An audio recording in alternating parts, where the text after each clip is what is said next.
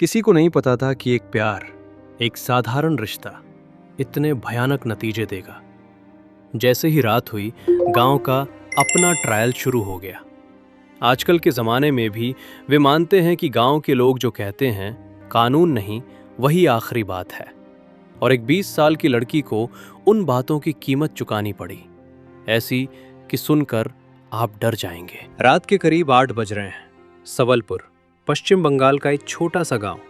चारों तरफ सन्नाटा, लेकिन गांव के बीच में अंधेरे में करीब 40 लोग बैठे हैं। सब एक गोले में खड़े हैं। बीच में एक जवान औरत है, रो रही है, कांप रही है और डर के मारे बोल नहीं पा रही है। और उसी पल गांव के नेता ने कुछ ऐसा कहा जिससे आज भी लोग कांप उठते हैं।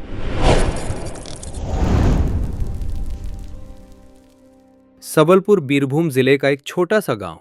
आबादी कम है, लोग सीधे साधे हैं, लेकिन समाज के रीति रिवाज बहुत पुराने हैं। यहाँ आर्बिट्रेशन मीटिंग का मतलब है भगवान जैसा फैसला। गांव का नेता जो कहता है वही कानून है। पुलिस, कोर्ट, ये शब्द यहाँ दूर अनजान लगते हैं। दिन में गांव शांत रहता है, लेकिन रात में एक भयानक सन्नाटा छा जाता है। पेड़ों के पत्तों की आवाज भी एक अजीब सा तनाव पैदा करती है। इस केस की विक्टिम एक 20 साल की लड़की थी। मेहनती, शांत, अपने परिवार के साथ काम करके दिन बिताती थी। पिता एक गरीब खेतीहर मजदूर, माँ एक हाउसवाइफ। एक छोटे से घर में 5 लोग रहते हैं। परिवार में गरीबी है, लेकिन शांति है।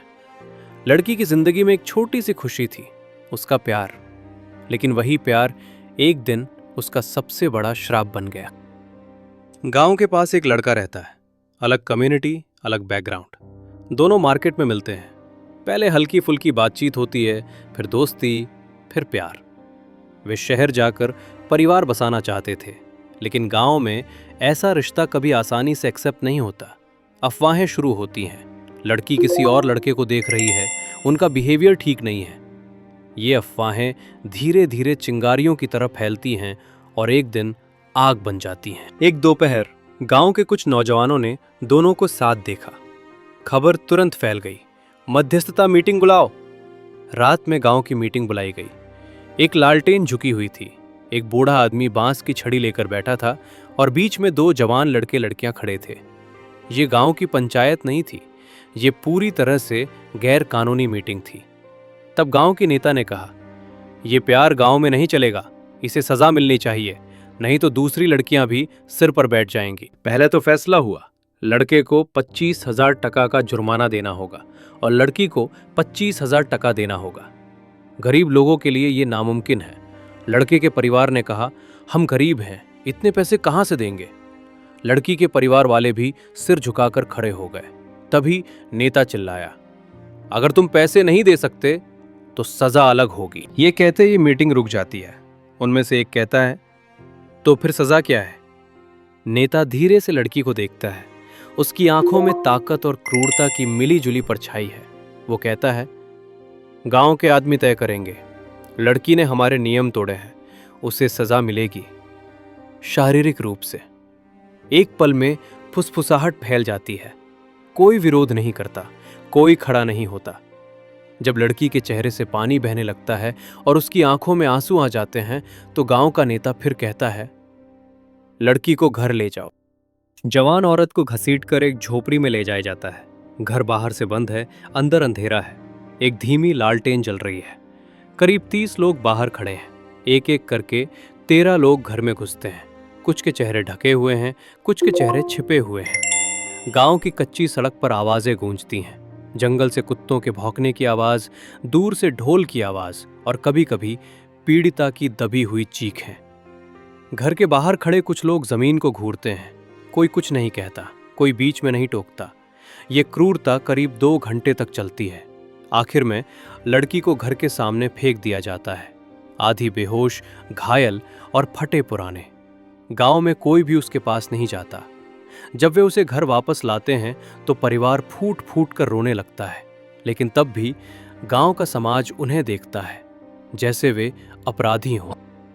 अगले दिन सूरज उगने से पहले ही खबर फैल गई। कुछ पड़ोसियों ने अपने दरवाजे बंद कर लिए। अगर हम उनसे बात करेंगे तो हम भी खतरे में पड़ जाएंगे।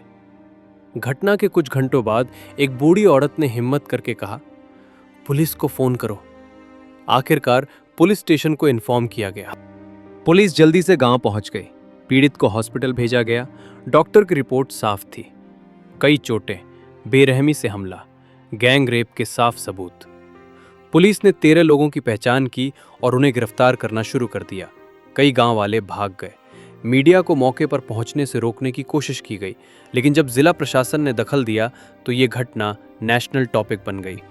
टेलीविजन पर ब्रेकिंग न्यूज, बीरभूम में आर्बिट्रेशन काउंसिल के आदेश पर गैंग रेप। देश में उथल पुथल मची हुई है।